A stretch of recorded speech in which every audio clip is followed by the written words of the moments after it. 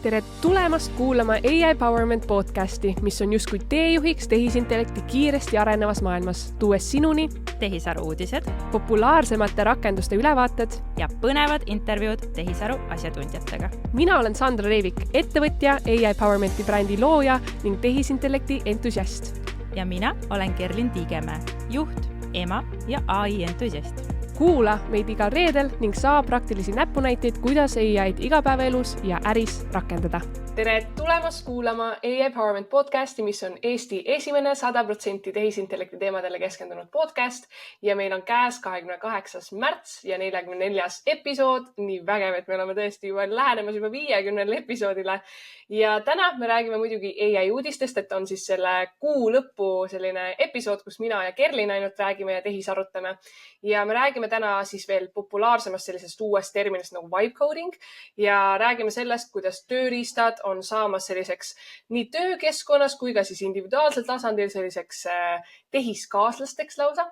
Ja lõppu toome siis ka AGI sellist 4 alternatiivset teekonda või viisi, kuidas AGI võiks lahti rulluda meil ühiskonnas ja töökeskkonnas, nii et ma arvan, tuleb väga põnev episood ja ma arvan, et alustamegi kohe siis AI uudistes, Kerlin, võtta üle.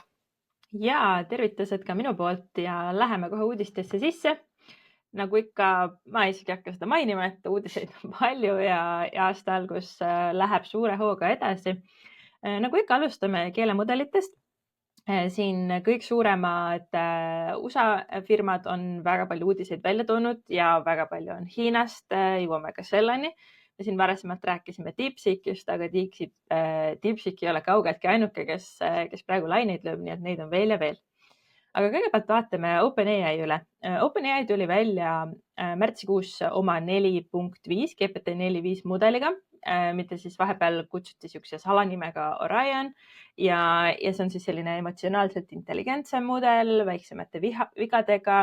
Ei ole mõeldud rohkem võib-olla siukesteks klassikaliseks igapäevatööks, et mina näiteks kasutan ikkagi 4O-d edasi, ehk et ta on siuke järgmine tase ja võib-olla siuke vaheversioon, sest OpenAI ise ütleb, et nad pigem panustavad selle GPT-5-le, aga siiski siuke vaheversioon ja saate katsetada.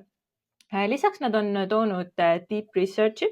See on ka tõesti väga-väga populaarseks saanud ja nüüd see on kõigile siis tasulistele kasutajatele ka OpenAI-l ja ChatGPT sees kättesaadav. Varasemalt oli ta ainult selles kõige kallimas Pro-paketis. Ja lisaks on OpenAI ka välja öelnud selle, et nemad soovivad ka rohkem liikuda agentide suunda. Me oleme rääkinud ka Operatorist, mis on küll täna ainult USAs kättesaadav, aga nad siis pakuvad ka siis arendajatele sellist spetsialiseeritud agentide paketti, kus sa saad siis erineva mahuga, need hinnad on täitsa ulmelised $2000 kuni $20,000 kuus, aga see ongi mõeldud sellistele väga edukatele äriprofessionaalidele, arendajatele, kus on võimalik siis kasutada nende platvormi, et ise enda agentide süsteemi sinna peale ehitada. Et eks me ilmselt hakkame sellest kindlasti ka lähitulevikus rohkem kuulma. OpenAI tuli välja uute häälemudelitega. Nende transkriptsioonirakendused on päris populaarsed olnud ja nüüd neil on ka sellised mudelid, millega sa saad seda hääletooni timmida seal, öelda, et räägi näiteks piraat või loe unejuttu häälega lugu sisse ja sul on võimalik seda ka transkribeerida, seal on väga palju keeli ja see on tõesti päris hea viis, kuidas jälle alternatiivina neid häälemudelid katsetada, sest sellel on ka üsna mõistlik hind, ta on üks odavamatest täna selle minuti transkriptsiooni hinna järgi. Siis Claude'i poole pealt. Claude tuli lõpuks välja ka oma uue mudeliga, tuli Claude 3.7 Sonnet, mida peetakse selliseks esimeseks hübriid mõtlemis- või reasoning mudeliks. See tähendab seda, et sul ei ole vaja enam valida, et kas ma võtan selle tavamudeli või arutlusmudeli või mingi muu mudeli. Claude'i mudel suudab siis seda ise teha, ehk et ta otsustab, kas ta annab sulle selle kiire vastuse või ta teeb siis sellist põhjalikumat analüüsi. Ja lõpuks, küll mitte Eestis, kohe siis jõuda, et Claude sai siis ka veebiotsingu võimekuse. Ehk Claude oli siiamaani ainuke keelemudelitest, millel sa ei saanud netti ligi ja nüüd nad on siis päriselt selle sinna juurde pannud. Küll see on täna USAs, aga loodetavasti see tuleb ikkagi õige pea Euroopasse, et ta oleks siis ka võrreldav teistega, sest täna Claude'i kvaliteet on väga hea. Nende põhipiirang on olnud see, et neil ei ole internetiotsingut. XAI Grok 3 on siin märtsikuus ka laineid löönud. Ta on päris palju elavust tekitanud, tal on väga palju kasutajaid kasvanud. Üks põhjus ka näiteks on nende see deep research'i funktsionaalsus. Aga eks nad on ka kriitikat saanud, et nad siin mudel küll ühelt poolt on andnud välja Elon Muski ja Trumpi kohta väga siukseid vastuolulisi väiteid, et küll nad on halvad. Teistpidi selgus, et sinna on mudelisse sisse juba kodeeritud, et nad ei tohiks midagi halba rääkida üldse Elon Muski kohta, kuigi Elon Musk on ise öelnud, et nendel on väga sihuke avatud mudel ja ei ole üldse tsenseeritud. Et selles mõttes Grok on väga sihuke vastuoluline teema, eks tuleb Elon Muskist ka. Copilotile ehk siis Microsofti mudelile tulevad ka mõned uued funktsionaalsused. Neil on võimalik siis ka häälsõnumeid või häälkäsklusi kasutada ja neil on ka Think Deeper funktsionaalsus, mis jätkuvalt tundub, et on veidi kehvem kui teised mudelid, aga siiski, kui sa oled ettevõttega Copiloti kasutaja, siis see on täiesti hea lisafunktsionaalsus sulle. Google'il tuli päris palju uuendusi. Neil tuli uus AI mudel Gemma 3, mis on selline pisikene mudel, on ka jällegi arendajatel suunatud, kui sa tahad enda sükest süsteemi ehitada keelemudeli peale või kuskile muu rakenduse sisse panna, siis see on päris hea, see on väikese mahuga ja üsna mõistliku hinnaga.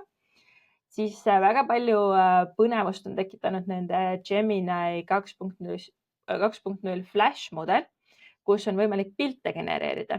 Ja sealt tuli siis kohe õige pea tuli uudis, kuidas seda rakendust kasutatakse vesimärkide eemaldamiseks piltidelt. Seda tegelikult ju teha ei tohi, ehk siis on näha, kuidas Google sellele reageerib. Aga see mudel on tõesti nii hea, et kui varasemalt pildi genereerimise rakendused iga kord lõid sulle uue pildi, ehk et sa ei saanud seda vana võtta ja sihuke nagu consistent character on, mida öeldakse ka, mida näiteks Midjourney suutis, et sa jätad selle olemuse samaks ja teed täiendusi, siis täna teistel seda ei olnud. Ja Google'i mudelil oli see olemas ja tegi seda väga hästi. Ja kusjuures selle nädala keskel tuli välja OpenAI uus pildi genereerimise mudel, mis on ekstra värske, nii et selles mõttes tundub, et kui üks tuleb, siis teised tulevad ka kohe. Tundub, et nagu sahtlist on kohe võtta neid mudeleid ja funktsionaalsusi vastavalt sellele, mida parajasti vaja on. Aga tore on kasutajatena, meil on see ainult hea. Ma tahan siia lisamärkuse lihtsalt teha, et väga huvitav jällegi näha, see on mõne kuu jällegi uuendus on ju, et mul on palju olnud seda, et piltide genereerimist tehakse nagu koolitustel ka ja siis ongi see tunne, et ma ei saa siit mingit elementi muuta või mis iganes, aga nüüd sellesama ma olen näinud OpenAI siis uute nende funktsionaalsuste tulekut siis pildi genereerimise juurde ja need tõesti niimoodi, et mingi kindlate fontidega tekstide lisamine, tõesti mingite kindlate elementide eemaldamine, et ei ole enam seda, et kirjutad, ma ei taha endale hirve punase ninaga ja siis ta teeb täpselt selle hirve punase ninaga, aga siis nüüd on selles mõttes jällegi mõne kuuga jällegi see probleem selles mõttes lahendatud. Absoluutselt.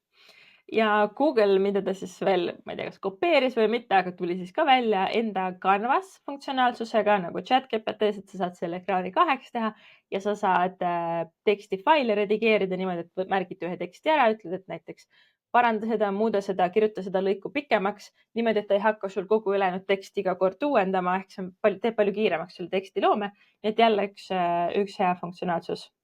Ja super hea on ka see, et kuna Gemini või Google'i tooted on kõik ühendatud, ehk siis kui sa oled teinud isegi näiteks deep research'i, mida me ka oleme kogukonnas näidanud, siis kuidas sa saad seda eksportida kohe Google Docsi. Ehk siis sa teed mingisuguse süvaanalüüsi mingisugusel teemal ja paned selle kohe ilusasti dokumenti, et siis seda ka teistega jagada, et väga head sellised funktsionaalsused, et see on rakendusüleselt on ju kättesaadav. Nii, läheme siis Hiina mudelitesse. Me oleme rääkinud siin DeepSeekist, eks ju. DeepSeekil ka siuke erinev tagasiside on sellele. Nüüd näiteks OpenAI on öelnud välja või on öelnud siis ka USA valitsusele, et nemad rangelt soovitaksid selle ära keelustada, just sellepärast, et seal on erinevad turvariskid, seal on Hiina riik seotud. Ja tuli siis ka üks selline uudisnoppe, et peale selle, kui DeepSeek nüüd väga palju populaarsust kasvatas, siis Hiina võimud päriselt hakkasidki jälgima, mida nad teevad ja käis isegi siuke uudisnoppe läbi, et nendele võtmetöötajatelt võeti passid ära, et nad ei saaks riigist välja minna, et lihtsalt nii oluline ressurss sellele ettevõttele ja siis ka tegelikult Hiina riigile.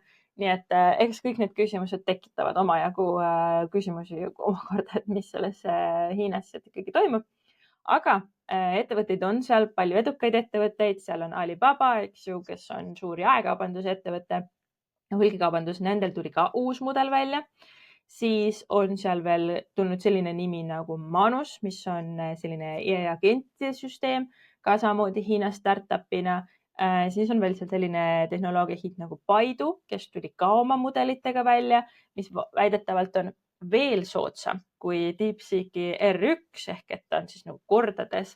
Isegi öeldi välja, et ta põhimõtteliselt 1% GPT-4o mudeli hinnast, aga vähemalt sama võimekas. Nii et hiinlased tõesti tahavad selles teemas sees olla.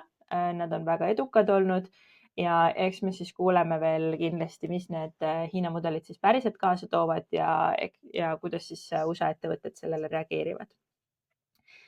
Nüüd teistest väiksematest oli siin vähem juttu. Mistral tegelikult korraks käis läbi uudistest. Nendel ka need viimased mudelid on pigem head olnud ja kes siis tahavad rohkem Euroopat ja Euroopa Liitu toetada, siis peaksid Mistrali mudelit kasutama ja enda kvaliteet on paremaks läinud, aga nad on ikkagi täna nendest suurtest tagapool ja kes siin veel? Amazon on oma mudeliga välja tulemas, Nvidia tuli oma mudeliga välja. Nii et põhimõtteliselt tundub, et kõigil hakkavad vaikselt need AI mudelid tulema. Nüüd rakendustest, isegi see, kuhu väga palju pole rääkida, tavaliselt ikka on pildirakendusi ja videorakendusi, neid on päris vähe. Mõned, mis olulisemad olid, oli Eleven Labs, kes tuli välja oma kõnetekstiks ehk siis oma transkriptsioonirakendusega, kus on 99 keelt, seal on ka eesti keel sees ja ta on väga mõistliku hinnaga. Nii et ja kes siin on katsetanud, ütlevad, et on päris hea ka eesti keeles. Ehk siis veel üks hea alternatiiv, kuidas eesti keelt siis transkribeerida. Ideogram, kes on üks populaarsemast pildi genereerimise rakendustest, tuli ka oma uue mudeliga välja, mis on natukene parem. Siis erinevad suured ettevõtted on ka valdkonna spetsiifilisi mudeleid välja toonud, et me oleme ka sellest rääkinud, et see on üks trend, et kohati need mudelid on hästi suured, eks ju, need arutlusmudelid, teistpidi üha rohkem tuleb neid kitsamaid spetsialiseeritud mudeleid ja meditsiinist just eriti. Aga ka päris 2 põnevat mudelit tuli Google'ilt, kus nad siis oma satelliitidega kasutavad oma AI tehnoloogiaid ja mudeleid, et loodust vaadelda. Ühelt poolt, et tehagi sellist loodusandmete analüüsi, vaadata, kus siis on rohkem mingit tüüpi loomi, linde, kus vähem. Aga teine oli ka see, et nad hakkavad jälgima metsatulekahjusid. Ehk et neil läheks üles siis satelliit, kus siis tehisintellekti ja infrapunakaamera abil on võimalik metsatulekahjusid avastada 5x5 meetrit ala peal, mis on väga väike, kui sa mõtled, kuidas nagu kosmoses seda vaatad. Ja nad ütlevad, et nad suudavad mõne minuti jooksul pärast süttimist ehk siis selle infrapunaga selle tuvastada, mis peaks siis palju väärtust looma läbi selle, et meil on võimalik need tulekahjud kustutada, et siin ju erinevalt lugusid on olnud, eriti just USA-st viimasel ajal, kus need tulekahjud levivad väga-väga kiiresti. Zoomil ehk siis, kes väga paljud kasutavad online kõnede tegemiseks Zoomi platvormi, neil tuli ka päris palju erinevaid funktsionaalsusi juurde ja ka sellist, et nad tuvastavad siis ülesandeid, kui sa teed koosoleku, sealt jäävad mõned ülesanded üles, need on võimalik kohe seda laiali jagada, teha kalendrihaldust, aidata kirjutamistega, märkmetega, et sul tekib ka sihuke enda Zoomi assistent, kes kogu aeg sinuga seal kaasas on ja aitab sul neid järelmärkmeid teha. Tuli ka uudis, et Meta AI peaks tulema Euroopasse ehk sul on võimalik Facebookis, Instagramis, WhatsAppis kasutada AI-d, et näiteks vestluse sees pilte luua, AI abi kasutada. Minul see veel ei toimi, ma tean, et osadel inimestel juba on olnud, ehk see tuleb jälle niimoodi samm-sammu haaval kasutusse. Ja mõned läheme viimasest uudistest võib-olla kiiremini isegi üle, mõned lihtsalt siuksed nopped ja pealkirjad ehk suur investeerimiste maailm jätkuvalt kasvab. Apple on öelnud, et nemad investeerivad USA-sse $500 miljardit. See tuleb tegelikult sellest, et Trump kehtestas siis imporditariifid, mis väga-väga palju siis erinevaid AI tehnoloogia ettevõtteid mõjutavad ja Apple tahab siis saada selleks leevendust, sellega, et ütlevad, aga me investeerime USA-sse, et ärge pange meile neid tariife peale. Microsoft on natuke sama asja teinud, ütleb, et nemad ka investeerivad kõvasti ja tahavad siis neid piiranguid leevendada. Samal ajal OpenAI tegelikult on vaikselt liikumas eemale Microsoftist, mis on ka selline põnev teema, millest päris palju räägitakse, et nad tahavad siis seda pilveplatvormi on juba Microsoftilt välja astunud ja me kuulsime ka sellest, et Microsoft ehitab enda AI mudelit. Nii et ma arvan, et nende omavaheline suhtlus ei ole võib-olla ka siin kõige parem. Aga mis veel? Mõned nupped. Elon Musk siin kaebas vahepeal OpenAI jälle kohtusse, kuna OpenAI tahab siis minna selliseks kasumit taotlevaks ettevõtteks, kohus lükkas selle tagasi. Nii et OpenAI võib-olla üks hetk muudab siis oma visiooni, ehk et nad ei ole ainult sellised nii-öelda heategevusorganisatsioon, mida ta tegelikult juba täna ei ole. Nii et ma arvan, et see samm juhtub õige pea. Siis üks põnev inimene nimega Ilya Sutskever, kes on endine OpenAI peateadlane, öeldakse, et üks targematest inimestest, kes oli OpenAI loomise juures. Tema on arendanud või arendamas siis oma uut idufirmat Super Safe Super Intelligence ja SSI ja nad kaasavad $2 miljardit ja ettevõtte väärtus on 30 miljardit. Selle ettevõttel ei ole ühtegi toodet veel. Nad on öelnud, et nad ei tule ühegi tootega välja enne, kui neil on päriselt selline tehisintellekti süsteem, mis on turvaline, mis on 100% valmis kasutamiseks, aga neile on juba antud 2 miljardit selleks ja öeldakse, et nende ettevõtte väärtus on 30 miljardit. Et selles mõttes päris huvitav ja siuke enneolematu olukord, kus nullist põhimõtteliselt mul pole midagi, mul on idee, aga see idee on väärt $30 miljardit. Võiks olla endal ka selline idee, Sandra, on ju? Jaa, võiks küll tagataskust.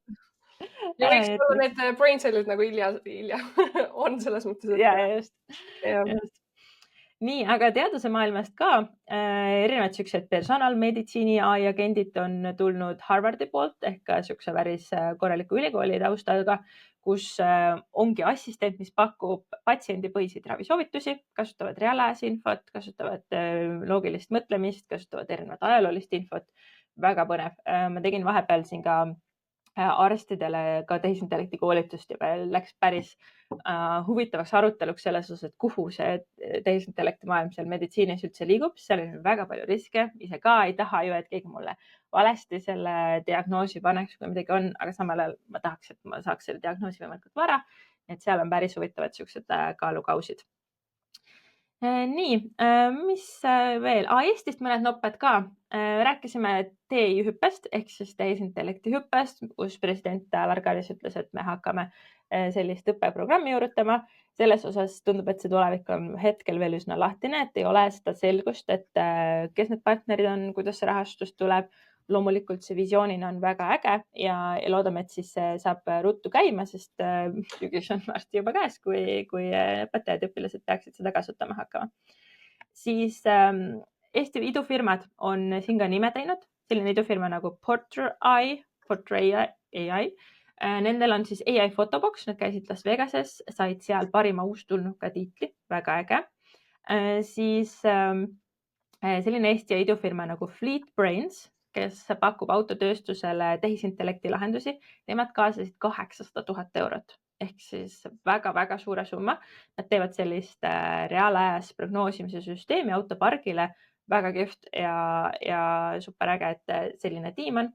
NetGroup on tulnud välja oma AI lahendusega e-kaubanduse andmehalduseks ja ITL tunnustas ka energia startupi GridDrivenit, kellest me oleme ka varem rääkinud, kellel on siis siuke tuuleenergeetika AI innovatsiooniplaan, nii et väga äge näha, et Eestis neid startup'e on, kes saavad ka kõlapinda, kes tehisintellekti kasutavad ja eriti tore on, et meil ka inimesed võtavad sõna sellel teemal, et siin haridusministrid rääkisid sellest, kuidas on oluline eestikeelse AI arendamine. ITL rääkis ka oma auhindade galal sellest, Henrik Roonemaa rääkis sellest, kuidas igal inimesel peaks olema siuke enda väike AI, mis tema huvide eest seisab. Ja väike sneak peek ka. Henrik Roonemaa on tulemas meile podcasti ka õige pea ja me kuuleme siis ka sellest tehnoloogia ajakirjaniku vaatenurgast ka kõigest sellest, nii et ma arvan, et see on ka väga-väga põnev episood tulemas. Niiviisi, aga ma arvan, et tõmbame siin uudiste plokki kokku. Neid uudiseid oli veel.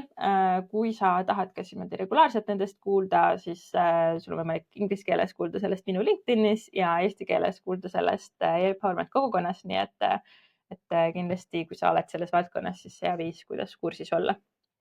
Mina tahaksin kohe siia paar infokildu veel juurde panna, et sa mainisid sedasama Microsofti OpenAI nii-öelda eraldumist, on ju. Et ma olen praegu ka päris palju on ikkagi seda, et soovitakse siis Microsoft Copiloti koolitusi saada, aga ma näen seda üha rohkem, et tegelikult praegu ei ole Copilotis seda eestikeelset funktsionaalsust nagu nii tugevalt veel sees, et see tugi ei ole piisavalt hea.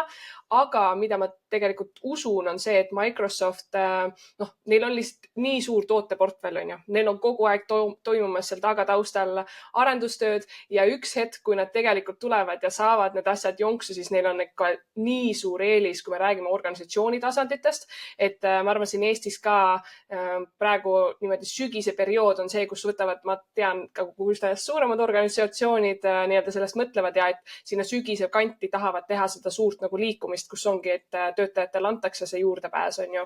Et seda on huvitav jälgida, kuidas nad siis ka, olgugi, et Microsoft on sinna 10 miljardit investeerinud, on ju, et kuidas nad siis kahe ikkagi eraldi ettevõttena toimetavad ja enda samme teevad. Ja sa mainisid ka seda tehisintellekti hüpet 2025, et hiljuti mul oli au ka töötada Haridus- ja Teadusministeeriumi juhtidega ja praegusel hetkel ongi see suur problemaatika selle juures, et olgu, meil saavad õpilased nii-öelda selle tehisintellekti hüppe üks suurimaid fookused on see, et õpilased ja me selle noorema põlvkonna nii-öelda valmistame ette tulevikuks, aga kuidas kaasa tuua need kõik õpetajad ja see nii-öelda jõutasand, kus on väga palju vaja teavitustööd teha ja ma arvan, see on ka üks selline suur probleem, mida me peame ka lahkama ja diskuteerima ka avalikult nii-öelda ühiskonnas, on ju. Ja siis ma arvan, et see sama punkt, mis ütlesid, et Zoom AI companion nii-öelda, mis on sisse lisatud platvormidel, ma olen rääkinud seda tehisintellekti trendidest ka varem, et need assistendid tulevad igale poole toodetesse, teenustesse juurde, siis see juhatab ka sisse selle järgmise teemaploki, mis on siis tehisintellekti tööriistade kasutamine sellises meeskonnatöös, kui mingisuguseid probleeme on vaja lahendada ja see on Ethan Mollicki siis blogiartiklist võetud inspiratsiooni. Ja Ethan Molliku blogiartiklis oli toodud välja väga hea uuring ja järeldused sellest uuringust, eks ikka Ethan Mollik on akadeemilise taustaga. Nad võtsid üle 700 äriprofessionaali kokku ja tegid siis sellise, jaotasid nad 2 grupiks ja ühele poolele grupist andsid siis AI tööriistad, kes töötasid individuaalselt mingisuguste probleemide jaoks, et neid ära lahendada ja siis pool gruppi, kes ei kasutanud AI tööriista ja selles mõttes olid tulemused väga märkimisväärsed, et oligi näha seda, kuidas AI tööriistadega indiviidid, kes siis kasutasid neid erinevaid võimalusi, tegelikult lõid endale siis justkui sellise meeskonna liikme ehk siis selle tehiskaaslase ja need nii-öelda lahenduse tulemid olid tegelikult väga sarnased ja võib-olla isegi seal oli see toodud välja, et mitte, et oleks võib-olla siis see tehiskaaslane parem kui inimkolleeg, aga toodi ka selliseid huvitavaid perspektiive, kuidas tegelikult jällegi see 24/7 on ju assistent sulle kättesaadav, et need kohad olid ka päris huvitavad.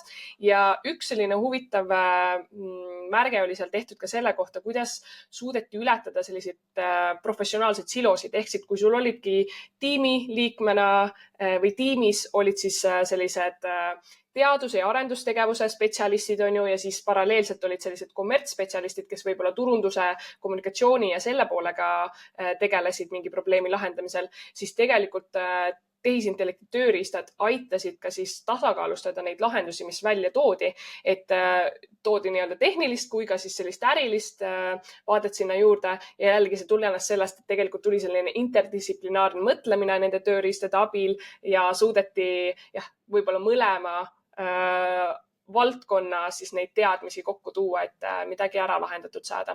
Nii et ma arvan, et see oligi selline põhisõnum selles ongi, et need tehiskaaslased tulevad juba uuringute tasanditel näitavad seda kasutegurit seal juures. Seal oli ka väga tähtsalt välja toodud see, kuidas tegelikult võib-olla mingisugused esmasest frustratsioonist või selline entusiasm, mis võib tekkida, kui sul on tehiskaaslane kõrval ja sa saad mingisugused probleemid algselt juba, ma ei tea, ajurünnaku raames lahendatud, et see on ka väga suur pluss nende tööriistade juures. Nii et selline võib-olla lõpusõnum oligi see, et organisatsioonid peavad vaatama AI-d kui mitte lihtsalt sellist nagu tootlikkuse tööriista, vaid kui sellist meeskonnaliiget ja nagu suuremas pildis meeskonnaliiget organisatsioonile kui ka siis indiviididele töötajate tasandil. Nii et ma arvan, need on võib-olla sellised põhimärkmed sellest ja muidugi paneme jaokirjaldusse ka selle blogiartikli, mis me siis läbi töötasime. Aga ma arvan, et sissejuhatuses mainisime ka, et on üks uus termin, vibe coding, mis on väga huvitava vibe coding nimega. Et Kerlin, natuke tutvusta seda, mis see vibe coding endast kujutab. Ja see on hästi huvitav, see on väga-väga järsku kuidagi levinud, et tegelikult seda juba mõned kuud tagasi hakati kasutama üks äge tehisintellekti sisulooja ka nimega Andrei Karpatjan, tema, kes esimest korda seda mainis, aga nüüd viimati rääkis sellest taaskord Ethan Malik ja päris palju, et on selle sükksesse igapäevasse käibesse võtnud. Kuskil Eesti lehel ka nägin selle kohta küsimust, et huvitav, kuidas seda eesti keelde tõlkida. No väga raske, et siuke vibe on ju Eestis vist populaarselt siuke nagu võnge on ju, see vist ei sobi siia hästi. Aga ma arvan, et inglise keeles see vibe coding kõlab väga hästi. Mis ta siis on? See on põhimõtteliselt see, kus sa kasutad sisuliselt AI-d ja oma häält, oma sõrmi selleks, et koodi kirjutada. Ehk et kui sa vanasti olid selline arendaja, koodikirjutaja, siis mõtlesin, et okei, ma võtan nüüd selle programmeerimiskeele ette, hakkan kirjutama, mul on vaja sellised päringud teha, ma tahan sellise lahenduse ehitada, mul on selleks sellist loogilist süsteemi vaja. Siis mida sa nüüd teed? Nüüd sa võtad oma AI abilise, on see GitHub Copilot või mingisugune AI agent, võtad selle lahti, kirjutad talle, tahaksin teha kodulehe, tahaksin teha ühe mängu, tahaksin teha ühe rakenduse ja siis hakkad kirjeldama, mida sa sinna sisse paned ja samal ajal su AI abiline kirjutab sulle seda koodi. Ehk et see on siuke chill vibe'iga koodi kirjutamine. Ja selle kohta on tõesti erinevaid näiteid. Näiteks Ethan Malik oma ühes blogiartiklis samamoodi rääkis sellest, kuidas tema tegi ühe mängu, väga siukse algelise mängu ühest linnast natuke ajendatult, kes on kunagi Simsi mänginud või midagi sarnast, on ju, et sa ehitad omale seda linna, teed sinna teid ja põhimõtteliselt ta tegigi 3D mängu. Siin on hooned, sa peaksid saama autoga seal liikuda. Ta sai selle mängu üsna kiiresti, ma olen mingi alla poole tunni kätte ja siis ta hakkas seda timmima, ütles, et et nüüd ma tahaks, et seal oleks tulekahjud, ma tahaks, et mul oleks tuletõrjeauto, ma saaks minna seda tulekahjud kustutama ja kogu aeg 3D keskkonnas see mäng jooksis ja siuke nagu kiire prototüüp on sul põhimõtteliselt võimalik maksimaalselt tunni ajaga teha, mida sa varem pidid tegema väga-väga pikalt, katsetama, testima. Selle vibe codingu üks väga suur osa on ka see, et kui sa jääd hätta, sul tuleb see error, eks ju, et kui mina ka seda proovisin ja katsetan mingeid erinevaid rakendusi, ma saan väga palju neid erroreid, ma ei oska midagi sellega peale hakata, aga ma panen selle kõrval näiteks ChatGPT-sse, küsin, kus see viga tuleb. ChatGPT ütleb, mis see olemus on, kirjutab, kus see viga tuleb, ütleb, mida ma võiksin muuta seal koodis ja kogu aeg niimoodi sa suhtled, just kui sul on enda assistent, kes sul kõrval koodi kirjutab ja sina saad oma siis mõtteid jagada nii, nagu sa oled harjunud, ehk siis kas häälega või siis kirjalikult. Ja sedasama vibe coding ut võib ka nagu laiemalt võtta, eks ju, et sa ei pea ainult mingit rakendust tegema, sa võidki teha mingisuguseid materjale, sa võid teha täiesti uurimustöid. Siin hiljuti tuli ka uudis sellest, kuidas ka jällegi meditsiinivaldkonnas need deep research'i rakendused on suutelised ise tegema selle agentsüsteemiga juba sellist teadustööd, mida varasemalt sul läks aastaid, et teha. Ehk et sa tegid oma arvutused, midagi läks nässu, sa kogusid uuesti andmed, tegid kõik. Ja nüüd sul on võimalik neid andmeid kogu aeg taas kasutada ja seeläbi siis väga palju väärtust luua. Nii et see vibe coding on hästi põnev. Ja ma eile kuulsin, selle nädala alguses tegelikult juba, aga minu jaoks igatahes uus, kuulsin sellist inimest nagu Peter Levels, kes on Hollandist pärit ja tema siis selline sotsiaalmeedia kasutaja nimi on Levels.io ja ettevõte on tal ka Levels.io, ta on siuke arendaja, kes ongi spetsialiseerunud sellega, et ta loob erinevaid digitooteid, ta teeb seda väga kiiresti, ta teeb seda põhimõtteliselt üksi, minimaalsete ressurssidega. Tema on üks nendest niisugust vibe coding'u eestvedajatest, kes seda sõnumit jagab. Ja tema siis ka propageerib niisugust lähenemist nagu build in public. Ehk et ta teebki selliseid kokkusaamisi, aga ta teeb ka ise niimoodi, et ta on Twitteris hästi aktiivne ja jagab seal oma tulemusi. Ja viimati ta tegi selle aasta alguses ühe niisuguse laivi, kus ta lõi samamoodi vibe coding'u abil lennusimulatsiooni mängu. Täpselt nii, nagu sa tahad, vanasti oli ka, kus võtad, sa saad lennukiga lennata, eks ju, siis ta lõi selle, tegi selle 100% AI abil, pani selle üles, jagas inimestele ja kuna nii paljud inimesed nägid, et see on üliäge, nad tahtsid ka mängida, siis ta hakkas seda monetiseerima ja täna ta oma selles X-i lehel avalikult ka ütleb, paljude erinevate äppide ja rakendustega teenib selle sama lennusimulatsiooniga täna $87,000 kuus. Lihtsalt sellega, et inimesed on nõus talle selle eest maksma. Nii et see vibe coding on väga-väga põnev. Loomulikult sul peab endal mingi taust olema, kui sa sellises mahus tahad neid arendusi teha, eks ju, sa pead suutma sellest seda kontrollida ja valideerida, aga see tõesti avab väga palju uksi ja paneme selle lingi ka, et võid täitsa minna niisuguse lehele nagu flypeter.com ja vaadata, milline see lennusimulatsioon välja näeb, see tundub päris äge. Nii et jah, see vibe coding on tõesti siuke päris uus äge asi. Ja ma arvan, et see läheb ka kokku, mida Christian Schumann meil 42. episoodis jagas see, kuidas tema ka samamoodi one-man show on ehitanud seda koodi seal taga taustal on ju lahendust, mis nad on siis Fundamentali nime all turule toonud.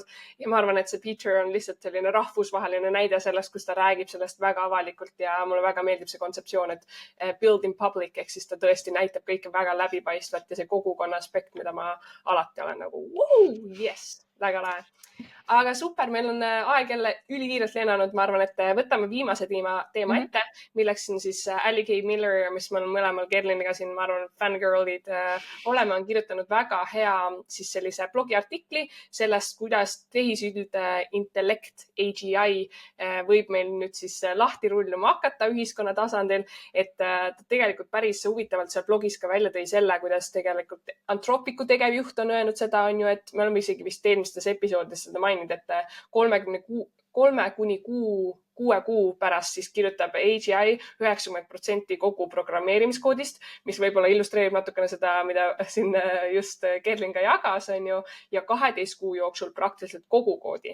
Ja ma ei tea, siin on erinevad prognoosid veel ühelt siis välja toodud tegevjuhilt Aidan Gomez, siis Cohere AI keelemudelite selline arendaja, kus ta on rääkinud sellest, et need horisontaalsed ja üldvõimekad AI-agentid saavad reaalsuseks juba 2020. aasta lõpuks, mis on siis see aasta, mis ongi tegelikult juba prognoositud ka, aga võib-olla sellisesse OpenAI poole pealt on välja toodud selline 18-kuuline ajaraamistik, mille kohaselt me jõuame sellise täielikult funktsionaalse AI-agendi, et kui AI-agent tavaliselt on praegusel hetkel sellises jällegi silos natukene toimetamas, on ju, et siis me jõuame 2026. aasta juuliks siis OpenAI poole pealt sellisesse kohta, kus meil on üldfunktsionaalne AI-agent ka siis olemas. Nii et need on juba märgid sellest, kuidas suured inimesed, sellised AI asjatundjad räägivad sellest, kuhu me liikumas oleme, see üldine tehisintellekt on juba ukse taga. Aga mida siis Kelly K. Miller enda blogi artiklis välja tõi, oligi siis selline 4 võimalikku teekonda, kuidas see tehisüldintellekt võib lahti rullada. Siin me toomegi võib-olla need põhilised 4 kategooriat ära ja ka siin juures tegelikult on need, et mida see tähendab võib-olla organisatsioonidele ja sellele, et mida meie saaksime siis enda poolt ära teha. Ja esimene on siis selline tugevdatud partnerlus, eesti keeles võib-olla natukene puine siis vastand, aga seesama kontseptsioon, et meil on need tehiskaaslased, et toimub selline partnerlus tehisintellekti süsteemidega ja inimeste poole pealt võib-olla see tehniline oskus ei olegi enam nii tähtis, vaid on see otsustusvõime, loovus, suhtlemisoskus sinna juurde, et need kvaliteedid võib-olla tulevad rohkem siis päevakorda ja see produktiivsuse kasv on väga suur ja kuidas võib-olla märgata, et me oleme siis sellises nagu tugevdatud partnerluse faasis, ongi see, et tegelikult need tehisintellekti süsteemid nõuavad sellist inimjuhendamist. Et samamoodi, kui ma ülalpool välja tõin selle, et see koodi kirjutamine oleks juba mingisugusel perioodil 90% nagu tehisintellekti teha, siis tegelikult praegusel hetkel ikkagi inimesed peavad välja mõtlema need nõuded, kuidas need arhitektuurilised otsused peavad seal olema, millised on need integratsioonid, on ju, et see kodeerimisagentide töö on ikkagi inimese poolt juhendatud. Et see on võib-olla selle esimese siis teekonna mõned märgid, võib-olla ka see, et tegelikult töökuulustustes muutub see standardiks, et AI oskused peavad olema ühel inimesel, kes töökeskkonnas opereerib. Et ma arvan, et seda me oleme ka Kerliniga juba näinud üha rohkem ja kuulnud isegi LHV tasandil, kui meil on käidud rääkimas siin eelnevalt kogemuslugusid, et siis see muutub tõesti üha rohkem selliseks digipädevuseks, mis on normaalsus ja millega tuleb siis nii-öelda tegeleda, ütleme nii, et seesama valmistumise pool esimeses sellises AGI tasandil on ka see, et õpid neid AI tööriistusi kasutama süstemaatiliselt, seesama otsustusvõime, et sa mõistad, kus see võib-olla human in the loop siis välja mängib süsteemis, et kus see otsus siis on tõesti inimese teha, et see tehisintellekti süsteem on võib-olla teinud selle eelneva uurimustöö ja seesama, et see inimlik aspekt, see suhtlemisoskus, kõik see pool on ikkagi väga-väga tähtis ja tuleb pidevalt arendada. Nüüd see teine rada või teine alternatiiv on nüüd järgmine samm edasi, eks ju. Kui meil räägime sellest, et alguses sul on ta meie kaaslane, siis teine alternatiiv on see, kust ettevõtlus hakkab minema autonoomseks. Ehk et sul on tehisintellekt, mis suudab ära katta juba terve ärifunktsiooni. Ta ei võta võib-olla kogu su ettevõtet üle, aga sa saad anda terve lõigu tehisintellekti abile. Ja siis inimesed muutuvad siis võib-olla selliseks orkestri juhiks, eks ju, et sa pead suutma kõike seda hallata, sest vastasel juhul sa lihtsalt põhimõtteliselt jääd oma tööst ilma, eks ju. Ja öeldaksegi, et mis siis organisatsioonides juhtub, on see, et kas väiksed tiimid suudavad ära teha terve ettevõtte töö või siis me suudame ka päris konkreetse osakonna asendada AI süsteemiga, et kui sa varasemalt pidid tegema võib-olla eriti just need, kus sa käsitsi tegid või mingid kokkuvõtteid tegid või selliseid asju, kus sul olid korduvad tegevused, siis kindlasti neid asju sul on võimalik AI abil ära asendada. Ja me saame sellest aru läbi selle, et me tunnetame, et AI hakkab aru saama seda konteksti, mida me näeme ju ka nende arutlusmudelitega. Ta saab üha rohkem aru sellest, mis toimub, ta oskab erinevatest kohtadest infot kokku võtta. AI suudab juba ise ideid genereerida ja tulemus on siis see, et meil on väga palju neid selliseid väikseid startup'e ehk seesama Peteri näide on ju, kus sul on üks inimene, mis suudab päris palju kasvada, suudab juba väga suure toote valmis teha ja ta teeb seda üksi ja ta teeb seda väga-väga kiiresti.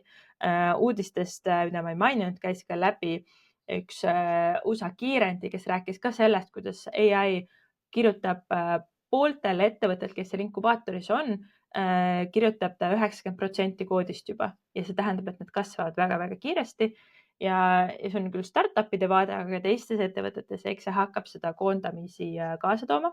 Sellega tuleb arvestada ja me saame ise siis tõepoolest keskendudagi samamoodi nagu Sandra ütles esimeses plokis ka sellele emotsionaalsele intelligentsusele. Ma arvan, et siin tuleb ka eetika üha rohkem mängu, eks ju, et kuidas ja kus me kasutame, kuidas me neid inimesi toetame, kes meil ettevõttes on olnud. Ja kui töötajana sa seda kuulad, siis sa saad samamoodi mõelda, et kui suur osa tegelikult võiks sinu tööst olla automatiseeritav, mõtle selle peale, kohandu sellega, tee juba ise neid samme, kuidas sa saaksid endale mingeid uusi oskusi omandada ja siis sa oled ka selleks rohkem valmis. Ja ma arvan, et nüüd need kaks viimast on juba sellised natukene tekitavad ütleme nii, et natukene sellist kananahka, aga kuidas siis see kolmas selline rada võiks välja näha, on siis süsteemne transformatsioon ja põhimõtteliselt siis tehisüldintellekt muudab täitsa majanduse ja ühiskonna selliseid aluseid, et võib-olla siis inimese roll ei ole enam see, et töö ja mida ta tööraamistikus teeb, et tema eneseväärtus ei tule enam sellest ja inimeste selline fookus muutub kogukonnale, tähendusele, väärtusele ja siis tegelikult ka selle AI juhendamisele, et see eetika pool tuleb ja kvaliteedikontrollid ja kõik sellised asjad, et see ikkagi paratamatult jookseb läbi, aga meil on vaja tegelikult ühiskonna tasandil selliseid tugevaid sotsiaalseid turvavõrke, ka siis seesama universaalne põhisissetulek on ju universal basic income, jookseb sellest kolmandast alternatiivreaalsusest läbi. Samuti see, et tööpuudus kasvab, see on, rääkis ka Kerlin juba eelmises punktis on ju, majandus kasvab, aga samal ajal see tööpuudus süveneb. Seal oli välja toodud ka see väga huvitavalt, et väheneb selline börsiettevõtete arv, uued majandusmõõdikud, et GDP ei ole enam nagu piisav, millega jälgida siis sellist majanduslikku kasvu ja jällegi toodud välja mingid mõned sellised nipid, kuidas siis selleks valmistuda, ongi see, et needsama AI juhtimise ja eetika teadmised on ülitähtsad, kogukondadega liitumine, mis katsetavad selliseid alternatiivseid väärtuse loomise mudeleid on ju, see kõik tundub veidi utoopia, aga see võib-olla mängib ennast niimoodi välja, on ju, eks me kindlasti inimloomus on intelligentne ja samas ka loominguline, et kindlasti siis me leiame neid rakenduskohti kindlasti ka. Ja siin on välja toodud võib-olla selline isiklik vastupidavus, et see muutub üha tähtsamaks ja võib-olla ka see, et poliitika tasandil inimesed räägivad rohkem kaasa ja selline laiapõhjaline kasu jagamine tekiks ja et ühiskonnas on inimesed, indiviidid toodud nagu ette. Et ma ei tea, see on võib-olla niisugune natukene kauge tulevik on ju, aga ei tea, kuidas see lahti mängima hakkab ja me oleme seda Kerliniga varem ka öelnud, et see on kindlasti huvitav teekond, kui meie seal umbes 70-ndates vaatame, mitte 70-ndates, vaid 70-aastaselt vaatame tagasi, mõtleme, et we started from, I don't know, from the bottom, kas saab päris niimoodi öelda, aga kuhu me oleme arenenud, et see on meeletu. Aga võtame viimase raja ka veel ette. Ja kui sul nüüd tekib küsimus, et kuhu see viimane saab veel minna, siis mul oli täpselt sama küsimus on, et mis siis veel saab olla. Ja siis me räägime juba sellest võib-olla isegi sellest üldintellektist juba räägitakse sellisest ühest tasemest edasi, mis on superintellekt, ehk siis see, et põhimõtteliselt tehisintellekt suudab teha ära kõike, ehk siis inimese roll saab täielikult ümber defineeritud. Meil ei ole üldse niisugust mõistet kui töö, inimene ei tee tööd, sest kõik töö peaks tegema ära tehisintellekt. Inimene saab tegeleda oma suhetega, saab tegeleda kunstiga, sellega, et mis üldse see tähendus on, miks sa siis elad, eks ju, et kuidas sa seda elu saad nautida. Ja ta ongi siis liigubki sellest nagu töö tegemise maailmast, kus me täna kõik oleme, eks ju, liigub siis hoopis niisugusele suhete maailmale. Organisatsioonid kindlasti hakkavad oluliselt muutuma. Ei ole seda, et sul on hunnik väikseid ettevõtteid, sul ilmselt on rohkem niisuguseid ettevõtted, mis on suuremad, mis on ka kogukondadega seotud, sest tehisintellekt suudab teha sul tootmist, suudab ideid genereerida ka loovuse poolt. See tähendab, et sul peavad tekkima uued struktuurid, mis need on, väga raske täna öelda. Ja võib-olla suudab seda tehisintellekt ise välja pakkuda, sest ta suudab teha innovatsiooni, ta teab täpselt, kuidas süsteemid toimivad, ta teab, mis on need eesmärgid. Ehk siin loomulikult on seda apokalüpsise küsimust, eks, et mis nagu maailmas saab ja mida siis tehisintellekt võiks enda jaoks välja mõelda, et mis tema eesmärk on, kas inimesi on vaja ja nii edasi. Ma arvan, et see on tõesti sihuke natukene sinna ulme maailma liikuv, aga samas inimesed sellest räägivad, see on laual kui mingi alternatiiv, ilmselt väga väikese protsendi tõenäosusega täna, aga siiski ta on. Ehk et selles mõttes väga põnev. Mina isiklikult arvan, et jah, me oleme täna veel seal esimesel rajal, eks ju, tõenäoliselt me liigume kohe sinna teise ja üks hetk sinna kolmandasse. Aga jah, me ei tea, mis hetkel see 4. majanduse tüüp hakkab tulema ja kas hakkab tulema. Aga mõnes mõttes olla nagu huvitav korraks need valdkonnad läbi mõelda ja mõtiskleda, et kuhu siis üldse veel saaks liikuda. Ja selles neljandas selles alternatiivis oli ka väga hästi toodud, et majandusel ei ole enam tööjõupuudust, vaid pigem tekib selline tähenduse puudus ja see on seesama, et inimesed ongi selle ees, et nagu, mis on siis meie inimeste üldse siin see põhjus maa peal olekul on ju, et see võib ka tekitada selliseid apokalüpsise siis teemasid üles tuua, nii et väga kindlasti huvitav. Ma arvan, et on aeg tõmmata tänane tehisarutamise sessioon siis kokku. Mulle väga meeldis tegelikult selle lõpus Allie K. Miller tõi ka selle välja, et see muutus on kindlasti midagi, mis on pidev ja muutus ise ka muutub ja see muutuste tempo aina kiireneb, mis tähendab kõik ettevõtted, organisatsioonid, inimesed, meeskonnad, riigid peaksid tegelikult valmistuma üheks ja see on see, et muutusi tuleb veel rohkem. Nii et ma arvan, et siin on väga palju põnevat veel meie jaoks ees ja ma arvan, et lõpetuseks, mul tuli kiirelt meelde seda, et me rääkisime Deep Researchist eelmises podcastis, kus meie siis koos Kerliniga tehisarutasime, et võib-olla on hea teada, et Deep Research on nüüd ka kättesaadav Geminis tasuta, Perplexity AI oli ka sellel ajal tasuta kättesaadav ja eks ole nüüd näha, OpenAI arvatavasti liigub ka selle trendiga kaasa, et Deep Research saab ka siis tasuta kättesaadavaks kõigile, aga neid selline personaalne uurimispartner, see on siis sama Deep Research funktsionaalsus, et seal on nii palju huvitavaid kasutusalasid, et ma isegi, ma ei tea, TalTechis käisime bakalaureusetöö raames, kuidas sa saaksid seda rakendada, samamoodi sellised juhtide tasandil Haridus- ja Teadusministeeriumil, kus me mängisime läbi sellised reaalsed poliitika kujundamise siis stsenaariumeid, et nagu väga-väga huvitav, nii et see jooksis ka meie sellises AI entusiastide kokkusaamisel läbi. Tegime küsitluse, et milline see populaarsem uus uuendus on ja oli selleks siis Deep Research, nii et tahtsime seda ka siin võib-olla lõpukirsina välja tuua, et see on ka selline praktiline asi, mida siis kohe katsetada. Aga suur tänu teile kõigile kuulamast. Kui sa soovid iga reede saada siis teavituse, kui uus episood üles läheb, siis pane meile jälgi, kui sa veel ei ole seda pannud. Nii oleme siis Spotify kanalil, oleme Apple Podcastis kui ka YouTube'is videopildis, ka Spotify's videopildis. Nii et suur-suur tänu, Kerlin, sulle ka jällegi AI uudiste ettekandmise poole pealt ja kõik lingid tänasest siis jagamistest on ka lisatud jaokirjeldusse, et saate ka siis, kes soovivad, vaadata natukene sügavamale sisse ja siis seda põnevat maailma avastada. Aga aitäh sulle ning loodetavasti järgmise reedeni. Tšau, tšau! Tšau, tšau!